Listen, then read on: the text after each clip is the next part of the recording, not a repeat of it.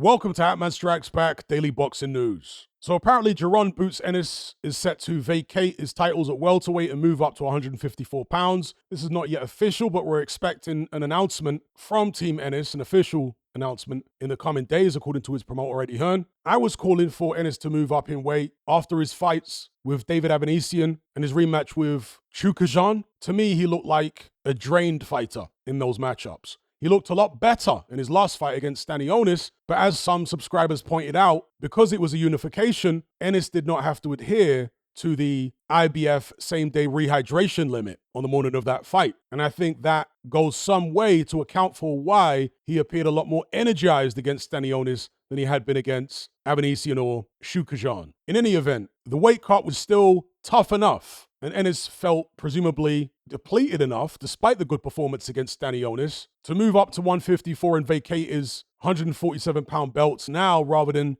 pursuing undisputed at welterweight. Ennis has been fighting at welterweight since his pro debut in 2016, 9 years ago. He's 27 years of age now, so he would have been 18 or 19 years of age when he turned professional. And to still be welterweight after all this time, that's crazy. Bear in mind, Vergil Ortiz turned pro at 140, and he's moved up in weight twice during a similar time period to welterweight and now 154. So a move up for Jaron Ennis, for my money, is long overdue. As I say, 27 years of age, 34-0 with 30 KOs, unified welterweight champion, a very talented fighter, a very versatile fighter, very athletically gifted fighter, and I think we're going to see the best of him at 154. The question is, however, will the best of him be enough? Because 154 is a much more talent-rich division, for my money, than 147 right now. You got the likes of Murtazaliev, Terence Crawford, Jamel Charlo, Sebastian Fundora, Vergil Ortiz, Tim Tszyu, Sergey Boachuk, Israel Madrimov. You get the picture.